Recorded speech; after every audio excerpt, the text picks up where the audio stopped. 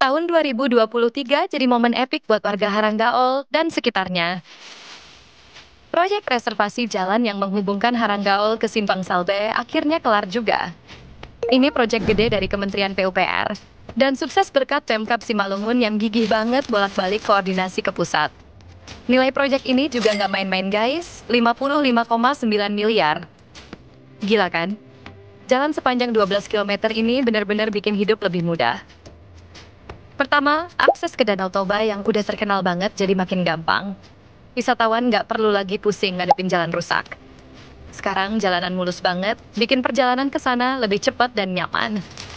Buat kalian yang suka trip ke Danau Toba, pasti ngerasain perbedaannya. Kedua, dampaknya nggak cuma buat wisata.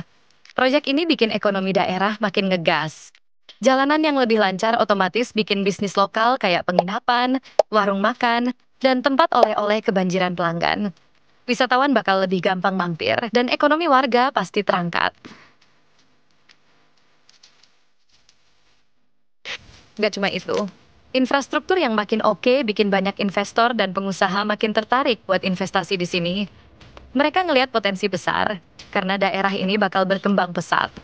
Proyek ini bukan cuma soal jalan, tapi juga ngebuka peluang ekonomi yang lebih cerah buat masa depan. Haranggaol dan sekitarnya siap naik level, bro. Danau Toba bakal makin viral dan ngehits di dunia.